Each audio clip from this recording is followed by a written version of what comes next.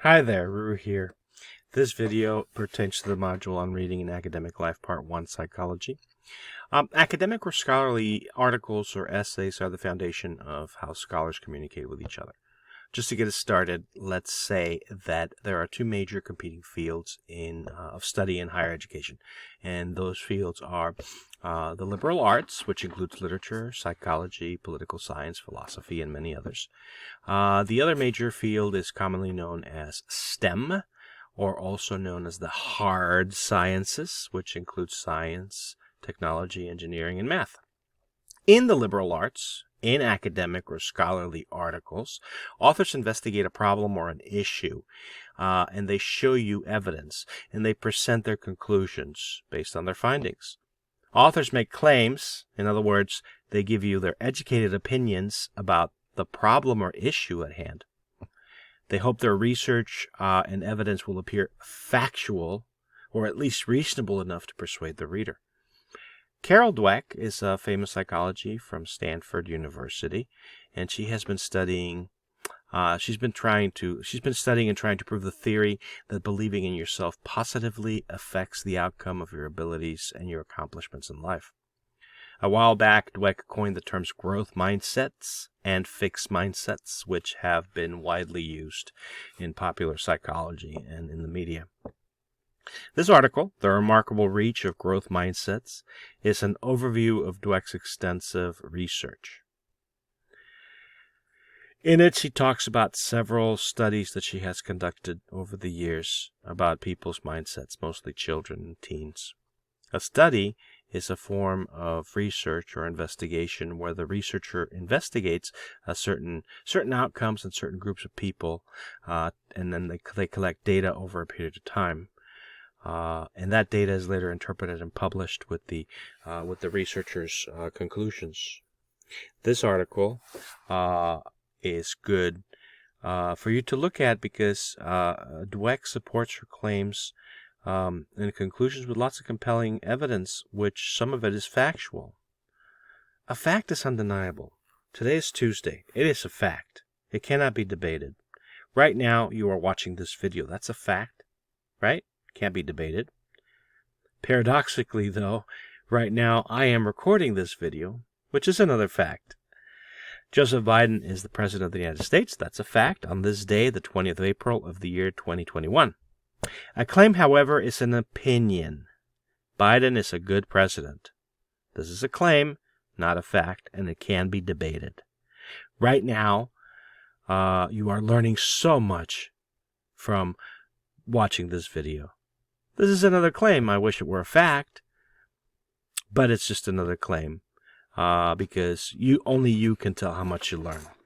Let's take a look at some of the facts and claims in Dweck's article, and while we're at it, we'll try to unpack some of what she's trying to tell us.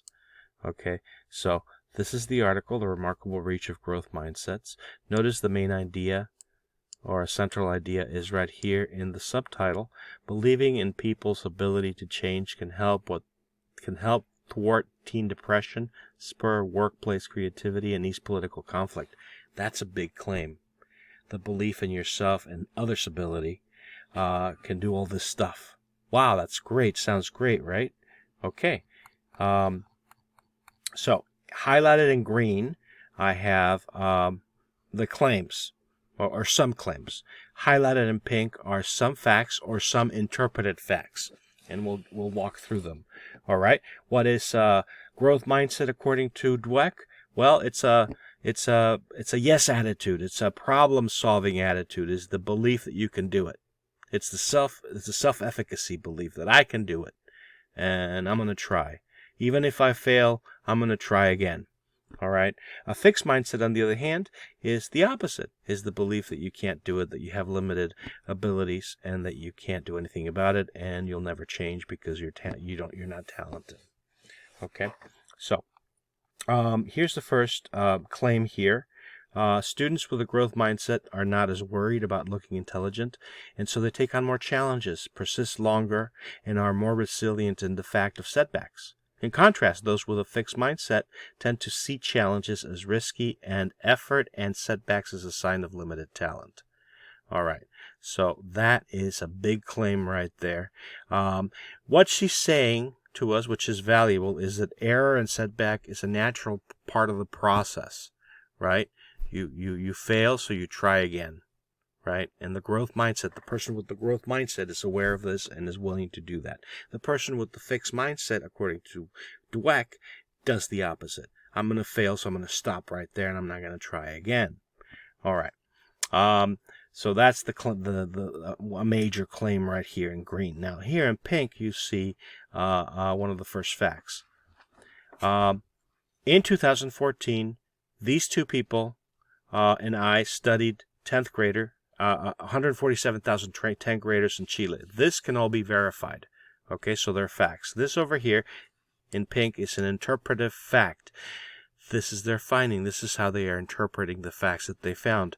We found that at every level of family income, the kids who favored a growth mindset, as measured by a questionnaire we developed, so she's telling us how she obtained the data, enjoyed substantially higher levels of academic achievement than those who espoused a fixed mindset. Okay? So, because this is kind of like factual, she is able to give us this compelling evidence here, right?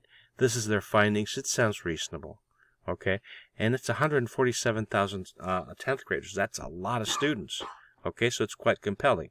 But it is not the entire world population, okay? So while this is true about these 147,000 people in Chile, okay, this is true, it may not necessarily be true about all 10th graders in the world. So as a critical reader and a critical thinker, you have to evaluate the claims that people make in articles, and also how they use their evidence and how they interpret their facts. Okay, because facts can be dressed in different ways. Okay. So let's move on to here. Here's another fact. This is just a quick fact. Development psychologist David Yeager, now at the University of Texas, Austin. All right, so that is a fact because this can be corroborated. Is David Yeager indeed a psychologist at Texas Austin University? That can be verified, so let's say that's a fact.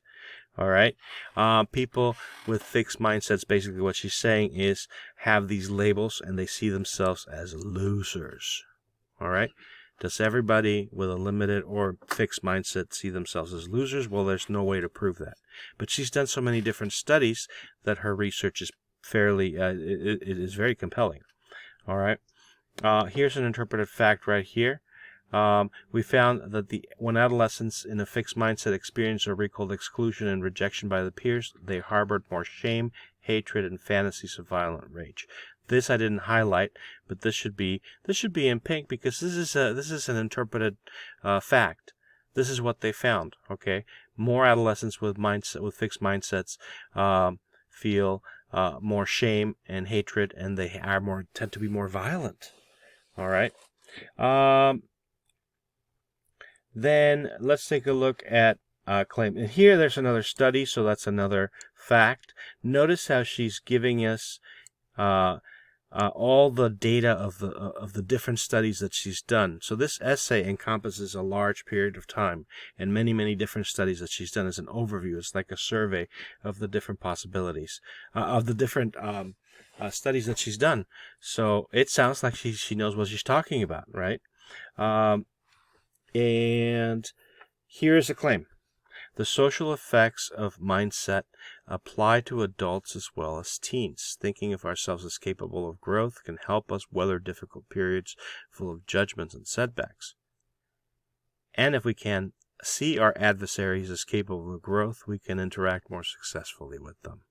She's talking about the social effects. She's bringing her studies that she's done on children and teens into adult society, right? That's a big claim. That's a big leap from here to here. Okay. But she's done some research and some studies on adults as well. So basically what she's saying is that your attitude is the key to how you interact in the world, right? If you have a good attitude, then which is parallel to a growth mindset, then you're likely to be able to accomplish things more easily than if you didn't, and you are able to interact better in the world, even with your enemies and your adversaries. Okay, so that's a claim, right? And then she goes from society to the workplace. Okay, and her claim here in C is another growing realization in my field is that mindset can characterize and drive large organized groups just as it influences individuals. And the facts that she presents are, here's a fact. This is her partner for this particular study in 2010, studying Fortune 1000 companies. Okay, and this here in pink is the way she interprets her facts. We learned that mindsets made a big difference in terms of employee attitudes and job satisfaction. The people who worked for growth mindset businesses said they felt more empowered by their company and felt more committed to it. Okay, so this also applies to business. Okay, based on this one study. All right, how many companies did they study? She doesn't tell us. So my guess is probably not very many. All right, but she's taking the extensive work that she's done on children around the world and putting it into and making parallels and making claims about society and the workplace. All right, I think there is value in what she's saying for sure, but how could you possibly prove that for sure? All right, so it's up to you, the reader, to decide. In this article, she also talks about the different types of praise that parents give their children. Process praise is what she believes is the right kind of praise to give, which is the praise that you give for a job well done. Okay, as opposed to, she doesn't give it a name, but I call it mother praise or cheerleader praise, is praising the individual for their personality or for just being so talented in general. So here, past research, that means you're gathering facts from past research. Here's your claim based on facts or interpreting facts. Our past research has shown that when adults praise a child's intelligence or talent, it sends a fixed mindset message with all its associated liabilities. Children hearing this kind of praise may no longer want to challenge themselves and are discouraged by difficulty, which in this framework suggests, that's interpreting facts, to them that they may not be so smart after all. But children whose parents and teachers offer what she describes as process praise, linking their successes to hard work or good strategies, tend to adopt more of a growth mindset embrace. And they embrace struggles and thrive in the face of challenge.